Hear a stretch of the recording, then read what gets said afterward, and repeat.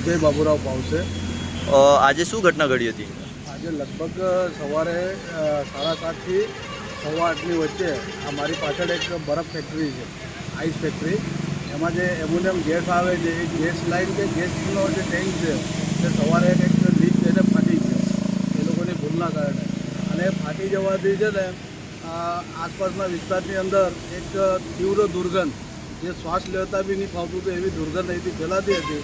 લગભગ નગરપાલિકાનો fire pump બી અહીંયા આવેલો હતો, પણ કંટ્રોલ નહીં થયું અને હજી સુધી આ 50 મીટરની અંદર આ દુર્ગંધ આવે છે, શ્વાસ લેવા તકલીફ થાય છે। તો આજુબાજુના કેટલા વિસ્તાર સુધી આ વાયુનો ફેલાવો હતો? જેમ મારી માહિતી પ્રમાણે જે પ્રમાણે હવા ચાલતી હોય એ પ્રમાણે આ ગેસ ફેલાતો જાય। આ તો સદનસીબ એવું હતું કે એ સમયે જોરદાર વરસાદ હતો એટલે ગેસ ત્યાં ને ત્યાં રોકાઈ ગયો। જો વરસાદ નહીં હોતો તો આ લગભગ જ્યાં જ્યાં હવા ફેલાશે ત્યાં સુધી આ ગેસ જતે, અને જો જેને જાણકારીના વિરુદ્ધ કોઈને ખ્યાલ નહીં હોતે તો લગભગ શ્વાસ ઘૂંટીને મરવાની વારી આવી જતી આજે। તો અહીંયા કેટલું પબ્લિક હાજર હતું? પબ્લિક તો તમે બરફ ફેક્ટરીની આસપાસ કમસે કમ 15 થી 20 રૂમ તો એમણે પોતે ભાડેથી આપેલા છે, જે બહારથી યુપી, બિહાર કે રાજસ્થાનના લોકો અહીંયા ભાડેથી રહે છે। અને ત્યાર પછી 100 મીટર પાછળની સાઈડમાં જુઓ તો સતેશ્વર નગર, કલ્યાણજી ધામ, આમ 2-3 સોસાયટીઓ છે, રમણીય પાર્ક છે, આમે આખો આરટીઓનો વિસ્તાર છે, એટલે 1000-2000ની વસ્તી ખરી પાછળ એમ। તો આનાથી શું નુકસાન થઈ શકતું હતું?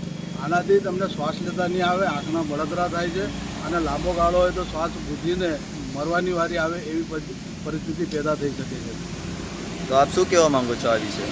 મારે આજે શું છે કે હું આ વોર્ડનો જ એક રહેવાસી છું। મારું ઘર અહીંથી 100 મીટરના અંતર જ આવેલું છે। સવારે મને બી આનો અનુભવ થતાં મેં બી તપાસ કરતાં મને ખબર પડી કે આ રીતનું થયું છે।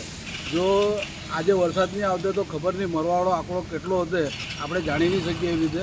પણ અહીંના લોકો બી જેમ ભાગીને આવ્યા અને જેમ એમને શ્વાસની તકલીફ થતી હતી એટલે હું બી તાત્કાલિક અહીંયા આવ્યો, એમને કીધું લીલું કપડું, ભીનું કપડું કરીને નાક પર મૂકો અને શ્વાસ લેવાની પેલું એ કરો।